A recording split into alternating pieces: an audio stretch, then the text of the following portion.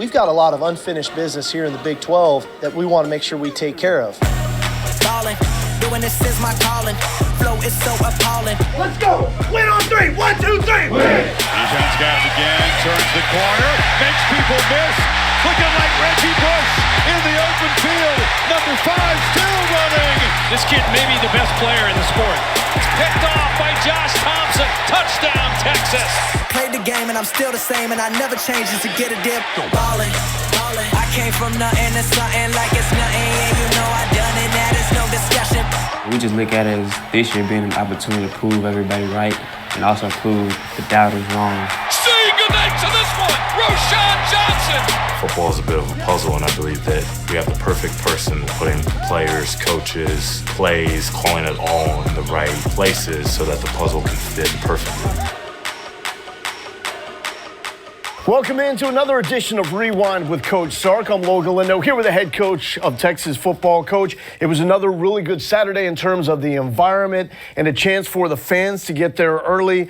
What'd you think about the way your guys did in the week leading up to this following obvious disappointment in the Red River Showdown? Yeah, I want to thank the fans. I thought DKR was tremendous again. Yeah. 11 a.m. kick, and what an atmosphere. It was unbelievable. I thought our guys did a heck of a job coming out of the OU game and getting themselves prepared to play Saturday against a really good Oklahoma State team. And I think it showed. You know, the first half, first 3 quarters of that game, I thought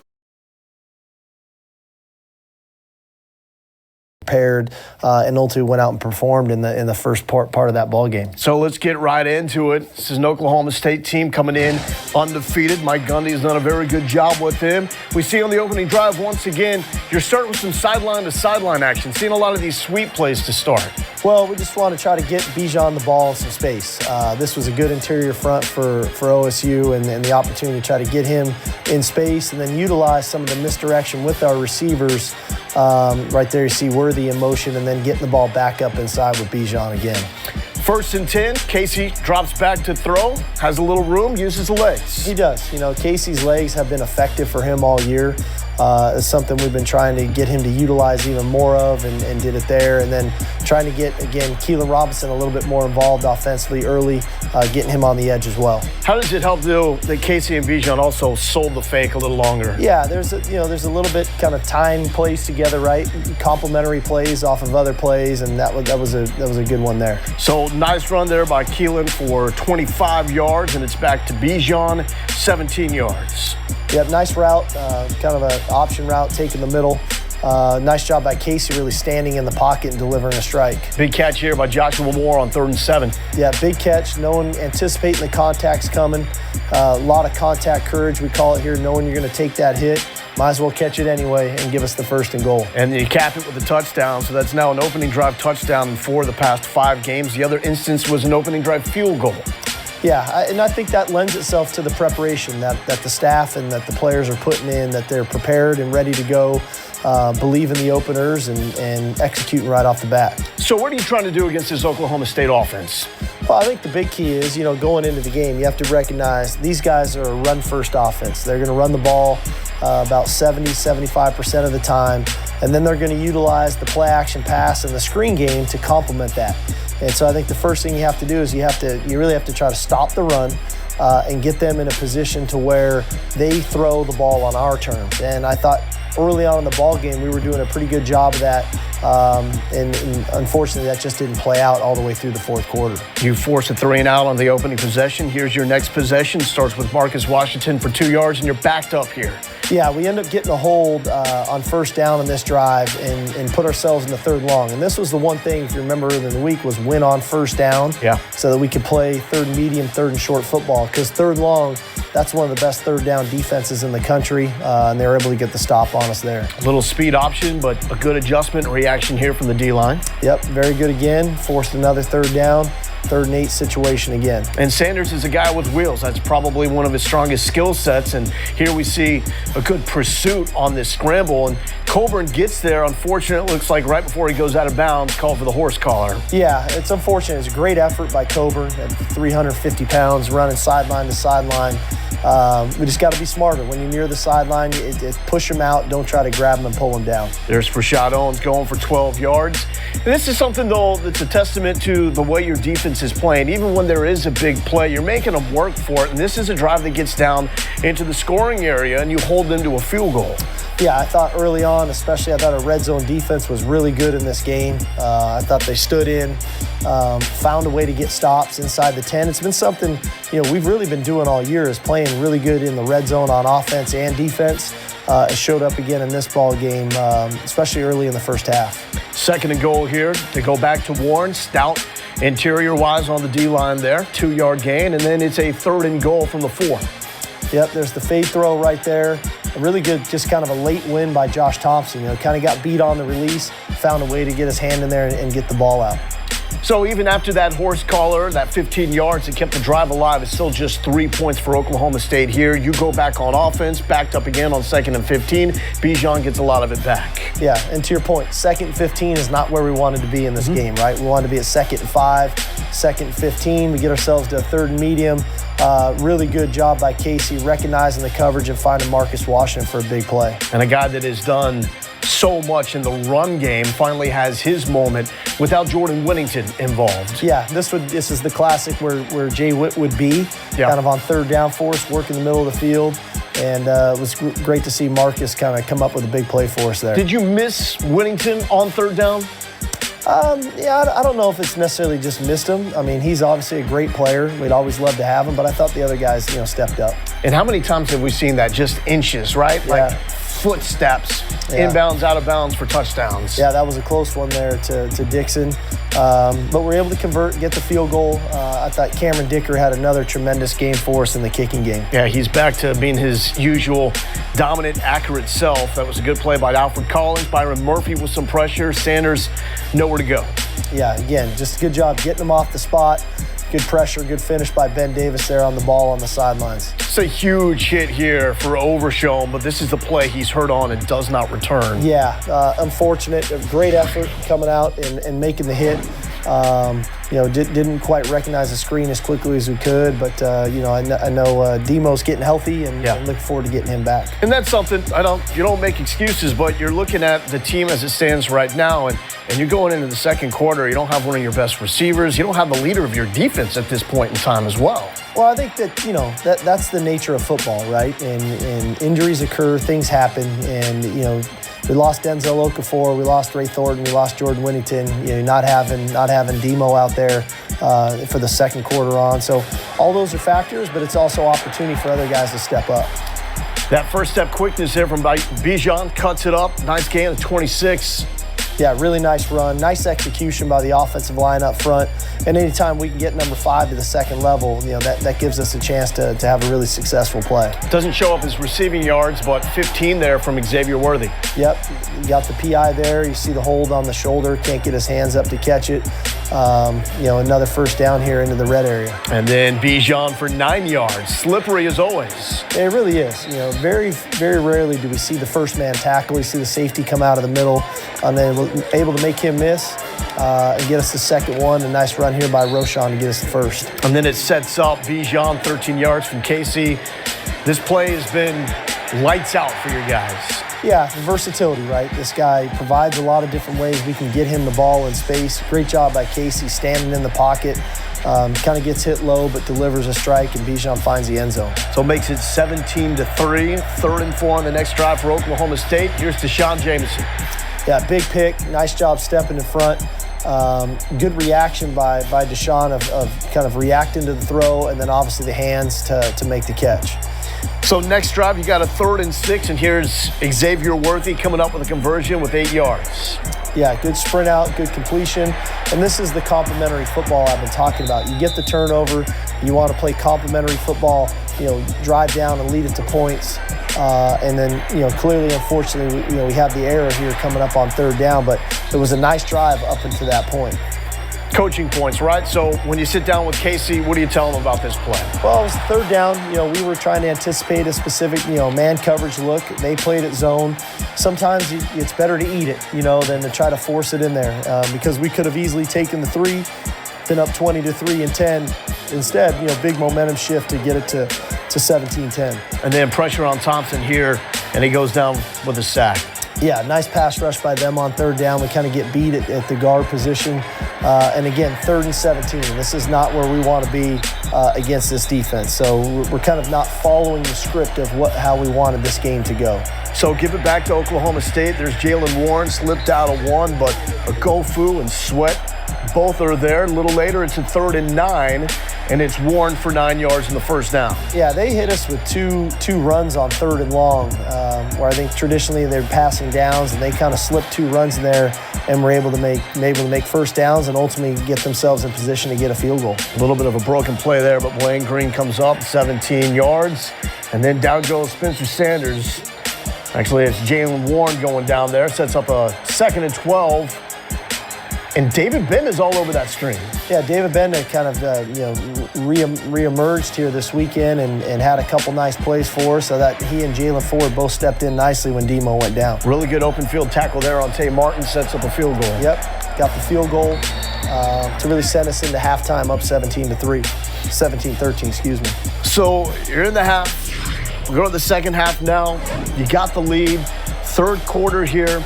We see Oklahoma State starting with the football, and you do a good job with Warren. Really do. I thought our guys really came out of the locker room with an intent to come out and play physical, play well. I thought our defense stepped up nicely. We almost get the interception right here by Jade Barron.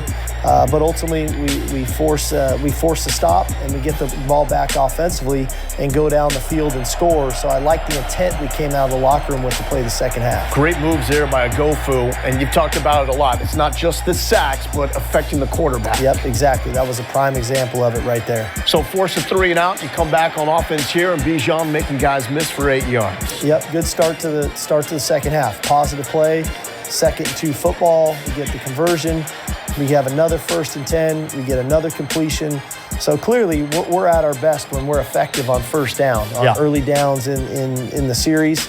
Either that converts us to first, second down type of sequence, or when 3rd downs come up, they're shorter 3rd down scenarios. Play action, Thompson, flush from the pocket. And nice scramble. Yep, again, using his legs, gain of 12, I think there, just using his legs on first down and staying ahead of schedule. And then it's just Bijan doing what he does, has nice blocks on the perimeter and goes 38 yards for the score. Yep, just another example of when you block it really well up front and we can get number 5 to the second level one-on-one in the safety, over time, he's going to win that matchup. So that score makes it 24-13. Good guys. Next possession, and it goes back to the talking point with Jalen Warren. He had big numbers, but you're bottling them up to this point in the game. Yeah, we really are. We're playing pretty effectively. We're getting the stops that we need to get. We're winning on first down. We're forcing the 3rd and 7 scenario here. And again, there's a great stop for us. So we get the stop. We got a lot of momentum in the ball game. We're up. We just scored. Defense is playing well. And then for whatever reason, this is when we start to get ourselves out of whack. This first series, they have a great punt down inside the 5. We jump off sides on first down to back us up. Second down, we get a really kind of minimal completion. And then us ourselves now, 3rd and 9, where we not want to be. We're going to run the ball. We think we got a pretty good run, and the ball happens to slip out of Casey's hands. So now we're punting out of our own end zone, and Oklahoma State gets great field position. And this is the roughing the passer call here. As Sanders goes down, and there was one of these against Casey Thompson that was not called. You said in your press conference, just looking for consistency with the calls. So that's 15 yards. That moves the chains. Again, another opportunity here on a 3rd and 11, and this one just slips out. Yeah, the screen gets out on us right here. We got to, again, find a way to recognize when that screen is happening. You're seeing a little bit of a constant theme here on 3rd down, whether it's runs, quarterback draw, screen game. We've got to do better in that area moving forward. And it's just tough because it's not like the defense, it was just bad. I mean, here's another one of those situations when you got to bow up, and they do in the red zone. Yep, another great stop in the red area to preserve the lead, keep it to 24-16 late into the 3rd quarter. So the offense still struggling to get it going. We go into the 4th, and this is the opening possession for Oklahoma State. And this is when Warren starts to break the big runs. Yeah, it was really unfortunate because the run was no different than the same run scheme that we've been seeing all ball game. Same plays. we get ourselves out of gap, and then ultimately, a patient runner is going to hit that gap when you get out of it. And then on a 1st and 10, here's Warren working up the middle. Same thing there. So again, no different than what they've been doing earlier. It just came down to us kind of sticking with our execution, and then obviously nice job on the play action pass. When you can run the ball effectively, then the play action pass can really kick in for you. Jalen Ford, huge here on the 2-point attempt. Yeah, really nice play by Jalen. Good recognition of what route might be coming, anticipates the play, and does a nice job of wrapping up Warren and then getting him on the ground. So it keeps it as a 2-point lead for your guys. At this point, you just need the first down. And you're going to Bijan, but they're stopping him, so it sets you up on a 3rd and long, and that's a 3 and out as Thompson is sacked. They get the football back with 8 minutes. Now they start to throw some wrinkles in on this drive. Yeah, they hit us with the trick play coming out. And I think the thing that really sets the tone, we talk about complementary football. When you have consecutive 3 and out drives, that means your defense has to get right back on the field and keep playing again. And that's when you can start wearing on a defense. And so we've got to do a better job offensively of playing complementary with our defense. When they get us a turnover, turn that into points. When they've been on the field for a while, we need to have that long drive to get them the breather so that they come out and play the best of their ability when they come back. Once again, red zone, it's a stop. There's Jalen Ford, there's Coburn, there's Collins, and that sets up this field goal attempt. They get it, they take the lead, but it could have been worse with the touchdown, obviously. Yeah, it's another really good stop right there, holding them to the field goal. And now here we go. We get the ball 4:37. All right, let's go get some points of our own and regain the lead. Good start to the drive here with a run by Bijan. So that makes it 2nd and 1. And then this play just doesn't quite work out. Worthy can't slip out of it, so it's a 3rd and 1. Yeah, hindsight's 20/20. Maybe you call something a little different to get yourself in position to get the first down, just to get some positive momentum. They end up getting a good stop on 3rd, and I just felt like from a momentum standpoint to go for it here, they did a good job. They covered us. That happens sometimes in football, and now we got to rally. Now we got to try to find a way to get a stop on defense and force the field goal.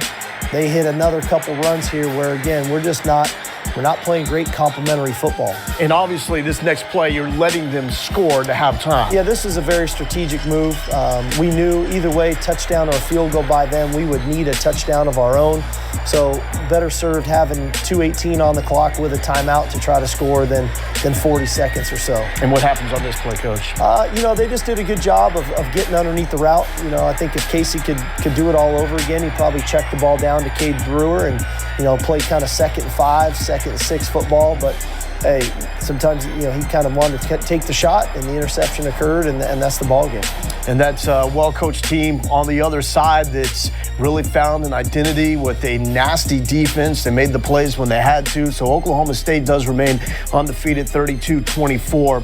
How do you approach it with your guys after a game like this when you are a super positive person, you understand the mentality of the game, how to keep guys going, looking big picture, but at the same time knowing them and telling them, like, this isn't good enough. So how do you balance that without burying your team? Well, I think one, we're a very honest group, and whatever the issues that we have, one, we don't shy away from them. We don't run from them. We address them head on, and we point out what they are. But we also try to do a really good job of emphasizing and pointing out the things that we are doing well and the things that we're doing that are on a high level, because this clearly isn't about being capable or being good enough, because we've shown it now 2 weeks in a row for 3 quarters of being in the lead against 2 top 10 teams in the country. Now it's about our ability to finish. And I think a lot of that has to do with our psyche and our mentality and the way we approach those games in those situations in game when there is a little bit of momentum, maybe not in our favor. And the only way you get that back is putting the one foot in front of the other, staying the course and believing in what we're doing. And we don't need superhuman efforts. We just need to get back to playing the brand of football that got us to that point when we had the lead. Is there still the belief that you're that close? Because you go back, this is essentially a one-play game. game, right? Like you make one more play and you win. The OU game, that's a one-play game. You make one more play and you're sitting here with only one loss in the season, and you're ranked pretty high in the top 25. Yeah. I believe that. I believe that. I believe in our coaches. I believe in our players. I believe in our work ethic. I believe in the team. I think this team, trusts one another, counts on one another. Clearly, we're not perfect yet. But that's okay. I love this challenge. I love the opportunity to continue to develop this team. There's a lot of football left in this season, but we can't worry about the results right now. We need to focus on what we need to do to be the best team that we can be and get ourselves prepared to play a really good Baylor team here in a couple weeks. Like the great Augie Garrido is all about. It's all about the process, and you see the process working at this point in time. Also, well-timed bye week coming up, and we'll get into how this team can use that to their advantage when we return. We'll also get into the breakdowns. Deshaun Jameson coming up with the interception. We'll talk about that. We'll get into the Big 12 highlights as well, and a busy day in the Big 12 Conference. You're watching Rewind with Coach Sark.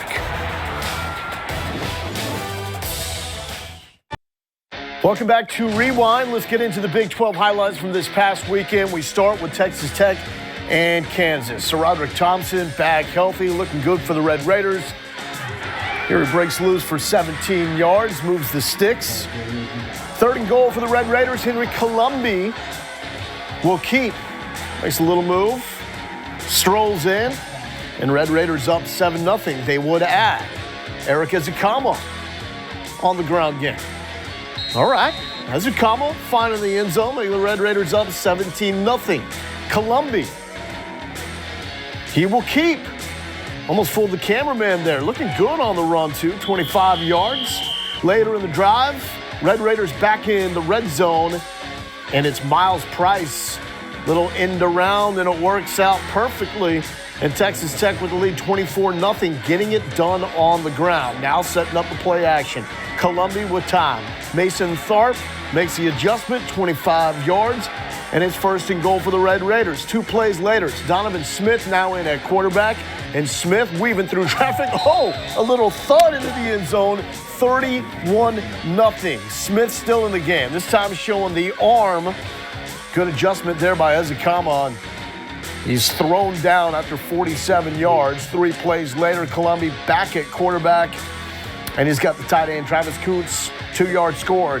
And it's all Texas Tech. They take this one 41-14. Don't look now. Iowa State and Matt Campbell starting to pick it up, and they're doing it on the back of Breece Hall. This is against Kansas State on Saturday. Hall, the first play from scrimmage, goes 75 yards. That's how you set the tone. Iowa State up after one play, 7-0. Later in the first, they're up 10-0. But it's good to see Skylar Thompson back and healthy and throwing dimes like this. Rolling right, throwing back to the left. Phillip Brooks got it, 40 yards, and now it's a 3-point game. Same score in the second quarter. Brock Purdy looking for Jalen Knoll, and he's got it. 25-yard pickup into the red zone. Later in the drive, Breece Hall again, making it look easy. 30 carries, 197 yards, 2 touchdowns for Breece Hall. Cyclones now up 20-7 in the third quarter. Purdy, back shoulder to Sean Shaw. Iowa State wins 33-20. Purdy had 3 incompletions in the game. That's it. Oh no. New starting quarterback for OU, and he's pretty good. Caleb Williams going up against TCU, but before Williams got going, he was giving it to Kennedy Brooks, 32 yards. And worked a week ago, and it's working here again. Back to Brooks, and Brooks finding the end zone. Sooners lead early, 7-0. Williams was electric. Looked cool in the pocket. Trevon West, 35 yards. Oklahoma into the red zone 2 plays later. Williams working the play action. Not even moving in the pocket, just waiting for Jeremiah Hall to come open and then putting it on the spot. It's 14-0 Oklahoma. Max Duggan trying to bring TCU back. Little flip to Kendra Miller. Miller, long striding, 53 yards. Miller tiptoeing into the end zone, and it's a 1-score game. Now down 17-7. Duggan to Quentin Johnston. This is a grown man. This is a grown man, one of the best receivers in America. Pulls TCU within 3. Brooks again, he's starting to come on. Remember, sat out last season.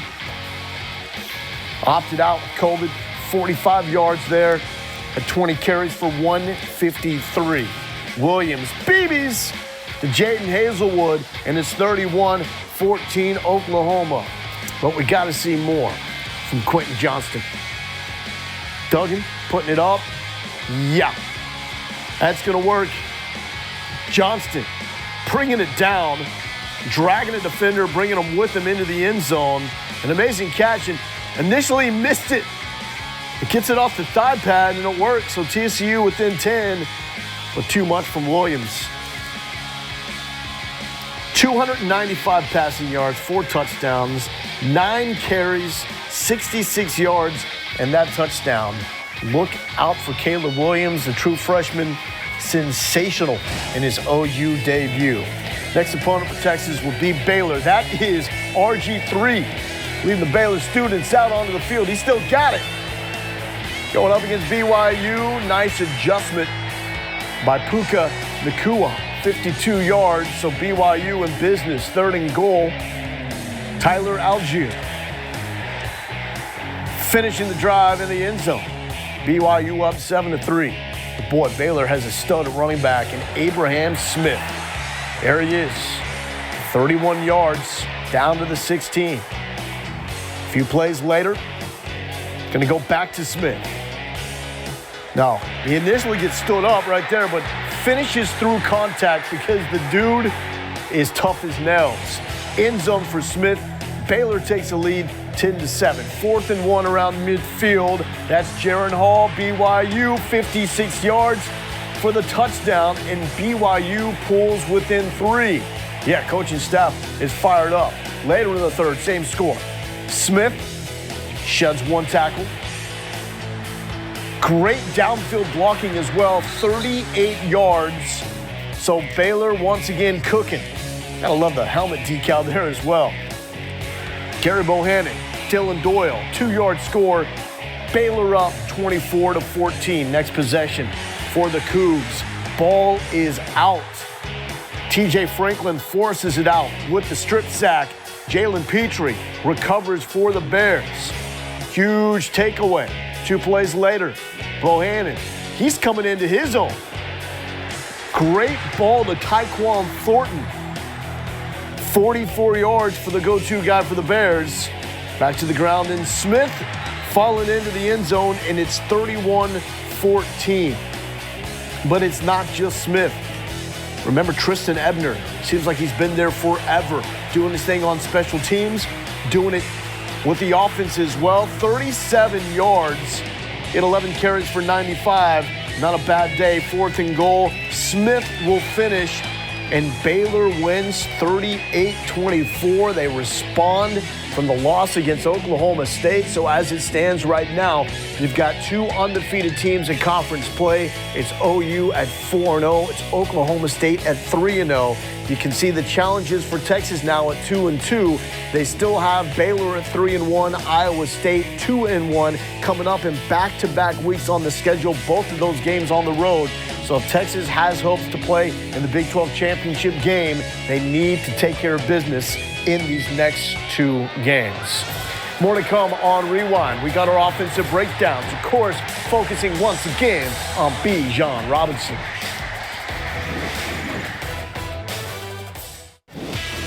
The offensive player of the game, once again, it is no doubt because it's number 5, Bijan Robinson. 21 carries for 135 and 2 touchdowns. 3 catches for 38 yards of the touchdown. Add that all up, 173 yards from scrimmage for Bijan Robinson, who spoke with Alex Loeb after the game. Bijan, how tough is this one to swallow? Again, another first half lead, strong offensively in that half, in the second half, couldn't hold on. Man, it's always tough. This is like momentum that they get.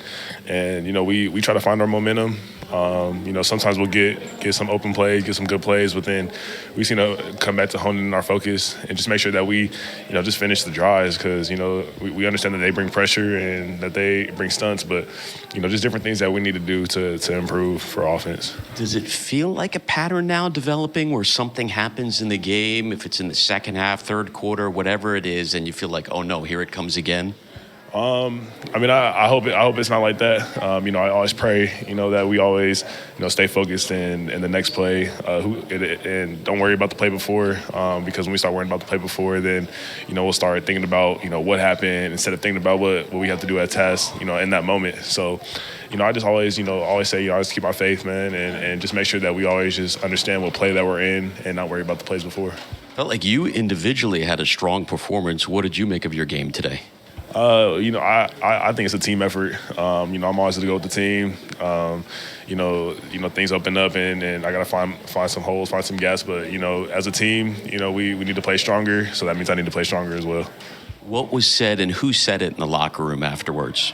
Coach Sark, he just talked to us and he just said, just make sure that we just come back, with the right mindset.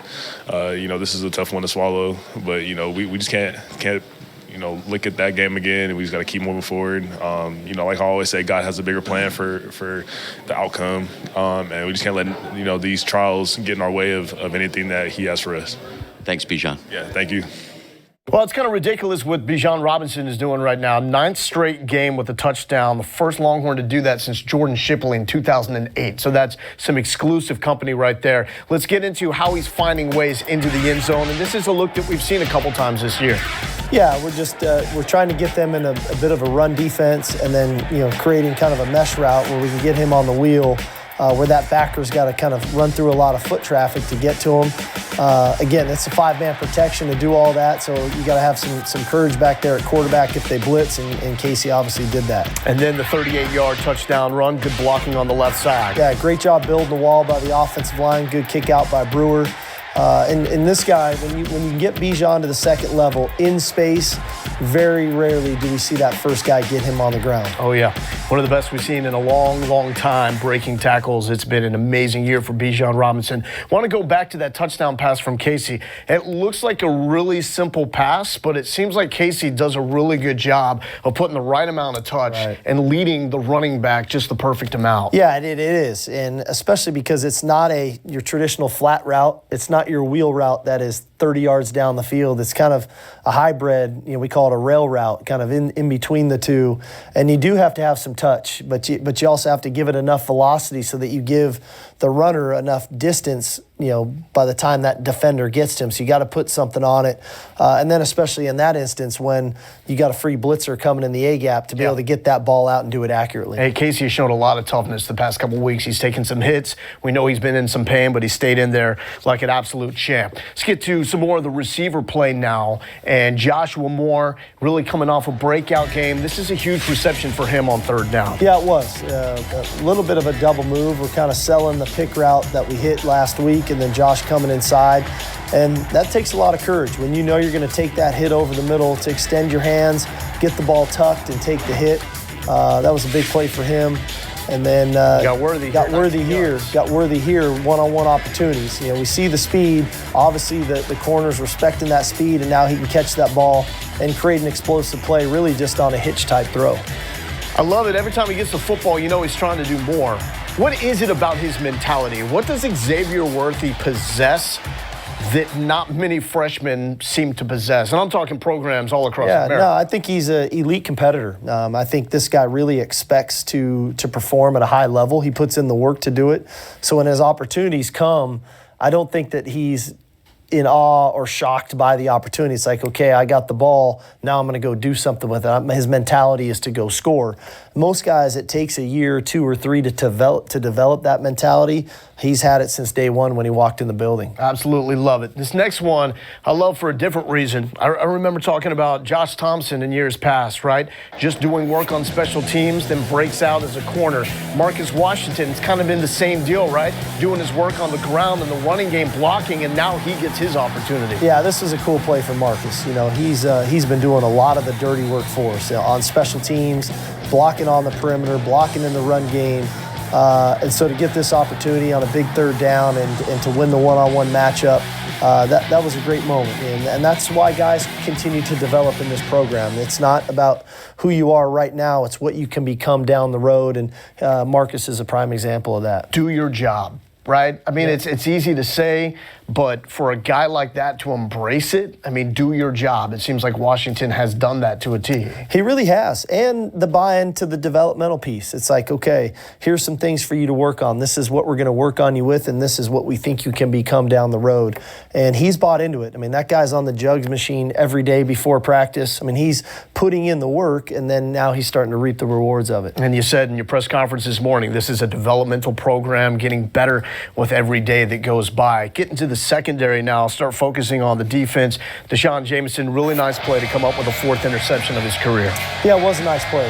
You know, what I liked about it is kind of the patience as he's kind of bailing on the receiver, and then the reaction, his ability to put that foot in the ground and then drive on the ball, and then the ball skills. We know DJ's always had those. You see it in the return game to make a play on the ball. Here's a big play by Jahdae Barron getting the PBU. That's great to have Jahdae back. You know, he was dinged up for us there for a few weeks. But it is more than anything, yes, I mean, I'd love for him to catch it, and I think he would too. It's being in the right position to make that play. You know, what that opportunity presented itself, he was in position to make the play. Tay Martin, only 48 yards in this game for a guy that had 100 in every game that he had stayed healthy in so far this season. Then we got Ovie Oghoufo showing his versatility. So this first example here looks like he's lining up in almost like a nickel type spot and makes a really nice play for a run stop. Yeah, this guy's game has really continued to blossom as well. You know, we saw him in week 1 kind of rushing the passer. Yeah. Now he's playing even a little bit more off the ball. He's a really violent guy in his pass rush. He does a good job kind of setting the edge on the defense when he has that opportunity. We see it here with the pass rush again, you know, forcing the errant throw on 3rd down, pressuring the quarterback. So the versatility of his game is really starting to come to life. We see that play. Getting to Spencer Sanders there, forcing the incompletion. So Ovie Oghoufo picked up in the transfer portal. Huge pickup for the Texas defense. Let's get into 3rd downs now. You hold them 6 of 17 on 3rd down for a team that really takes pride, like you said, establishing the run game, getting to those manageable 3rd down distances. Here's a play with Devin Richardson, a name we haven't called a lot on 3rd and 7. Well, I think that's what I love about this show we're doing right now is we're talking about Marcus Washington, talking about Ovie. Now we're talking about Devin Richardson, which is telling me we are getting better as a program, that more guys are starting to show up and make plays at critical moments for us. And then a 3rd and 5. Josh Thompson, we've said the name a lot. The DBs have been so physical in the run game. Yeah, I thought this was a really nice tackle by Josh. He has had a couple in this game where he kind of showed up. So here it is again. Making the tackle, forcing the ball back inside. If he didn't make it, there's the cavalry there to make the play. Make the most of the opportunity. That brings us to Jaylan Ford. DeMarvion Overshown goes down. That's obviously the guy that you dubbed the eraser in the middle of this Texas defense. But Jaylan Ford seizes on the opportunity, comes up with a really, really good game. This 2-point conversion stop is huge. It is. If you notice him there already moving to the spot, he knew he had the running back in man coverage. He knew he was not in a great position based on the formation that they were in. Very similar to the play we ran earlier to Bijan. Yeah. Very similar. Jaylan anticipates it, starts getting himself moving in the direction, and makes a really nice tackle. And then on 3rd and 6 in the red zone, another stop here. Yep, just a nice job fitting the run. All right, seeing the quarterback go to pull it, and then reacting to it, eyes on the target, and getting him on the ground. And then what I love is multiple hats on the ball right there as well. Yeah, we've seen this Texas defense. They are flying around, and we've seen it every game so far this season. Great play there by Jaylan Ford, and we'll have more on Jaylan Ford coming up. It was a breakout performance for him. We'll put that performance in perspective when we return on Rewind with Coach Sark.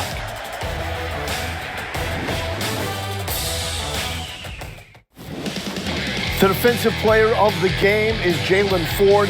Makes the most of his opportunity with DeMarvion Overshown going out in the first half with a concussion. Ford comes in, leads the team with 12 tackles. 7 of them were solo. Also had a tackle for loss and 1 quarterback hurry. Here's Ovie Oghoufo, another standout performer after the game with Alex. Ovie, in your estimation, what happened out there today, especially in the second half? I mean, I think we played hard. We played our butts off. You know, they just won. I just feel like, we got to go back, see what went wrong, and then go on from there. Does it seem like a bit of a pattern now where you all get out to the early lead and in the second half the opponent rallies, comes back, and ends up with the win? I don't want to say it's a pattern. I just feel like, we just need to find out what goes on and what we're doing mentally and what we need to change. I think that's about it, really. It seemed like the defense bottled them up pretty well in the first half, and then they got the running game going. Warren got hot in the second half, and things changed. From your vantage point, why did they change? We had of course, like you said, we had a good first half. I still think we played really hard in the second half. Shout out to Oklahoma State for making adjustments, and they hit us on a few plays. What is the team's mentality right now after this loss? Losing hurts, so we're hurt right now, but we know we got to move on, and we got to put it on the next opponent. Thanks, Opie. Thank you. Huge turnaround by the Baylor Bears in second season under Dave Aranda. You see what they have done. Scoring offense has really picked up, just 4 shy of the pace that Texas is on right now. The defense has been spectacular. That's what Aranda is known for, holding opponents to 19 points per game. There's just 1 loss on the season for Baylor, and that is against undefeated Oklahoma State. Rushing yards, both teams churn them out on the ground. Let's catch up with Derek Kerstetter, standout offensive lineman for Texas, who spoke with Alex Loeb after the game. Derek, obviously another tough loss. How would you describe what happened out there today? Just got to learn how to finish, man. We battled, we fought hard. You just got to learn how to finish. Does it seem like kind of a pattern or a theme where first half you all look like you're in control, especially on offense, and the second half things start to sputter? Oh, we'll get it fixed, man. We just got to go in. We got this bye week coming up. We're going to get back to work and put our best foot forward coming out and get ready for Baylor. I know there was some shuffling made along the offensive line going in and then throughout the game. What was going on there? There was the plan. They were going to shuffle them without, it wasn't just because anyone played bad. They all played hard. They fought, and that's all you can do is ask them to play the best and try to play as hard as they can. So they did good. So, did their defense make any second half adjustments that threw you all off? No, we'll just have to check the film and see what happened. All right, thanks, Derek. Yep. Coming up, Coach Sark will rejoin the show, get into the significance of this bye week and the timing of it, and what Texas is looking for on the recruiting trail before taking on the Baylor Bears.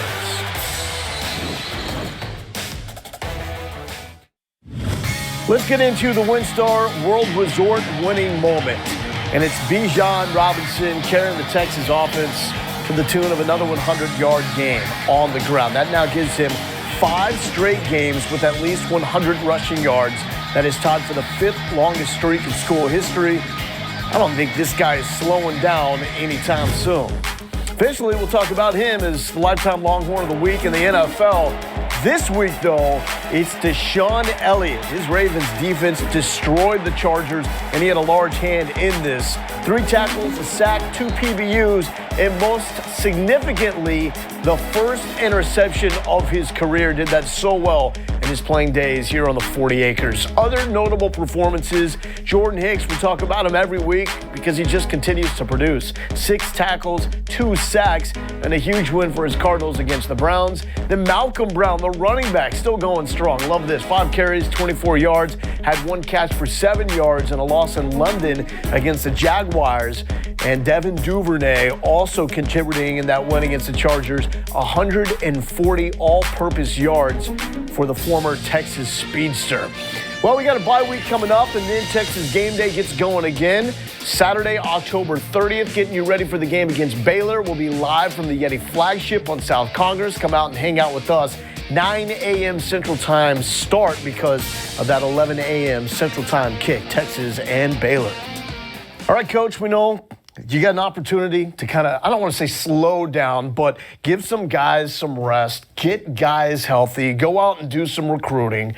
With all that said, what is the approach and the importance of this bye week? Well, I think there's a few things, obviously, in the bye week. One, we got to do our own self-scout. We really got to look at ourselves, the things we're doing well, the things we're not doing so well, and then how do we kind of reinforce and emphasize the things we're doing well, what needs to get cleaned up that we're not doing great, and then individual player specific, where's their development at, what they're doing well, what they're not, and how we can continue to build upon that.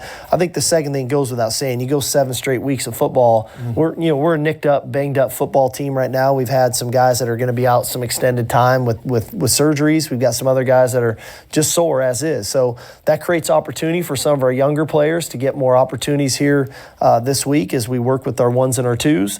But we aren't going to stop developing. We develop every player in our program. We believe in that. Because that's ultimately going to pay off, whether it's this year, next spring, next fall, whatever that is.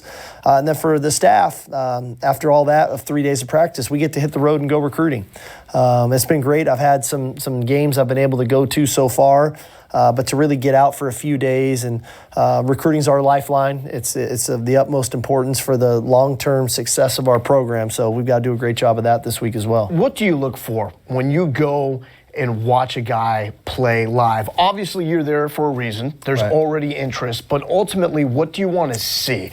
I like to see true competitors. I think the innate competitors perform. They might not always be right and be perfect or the tallest, the fastest, whatever that is, or how they're playing their scheme. But if they play with amazing effort, if they're really true competitors, if they've got a high football IQ, whatever their position they play at, those are the kinds of things that you can tell when you're there in person, that sometimes just watching the cut up or the tape of the guy, you can't get a gauge for. What's his interaction like on the sideline with his teammates and his coaches? All those are the kinds of things that we look for in person. Not to mention, is he quick off the ball? Yeah. Does he have great hands? Those are all things, but sometimes you can get those off the tape. Who is he as a real, true competitor in person, live, and in color is something I always try to look for. And in general, what's been the reaction to what you're building here with this program? Oh, it's been great. I think everybody around the country recognizes what we're doing, not only in the state of Texas, that we're building something special. I think people can see it with the recruiting class we have this year. That's coming up here in December and next February, but also what we're doing in the 23 class and the types of people that we're recruiting. It's one thing to be a really talented player and special for years to come. Well, Coach, we appreciate you sharing your time as always. You got it. Going back and looking at the highlights. So we won't see you next week, but we'll see you after that game coming up against Baylor in Waco. This is Rewind with Coach Sark. Thanks for watching.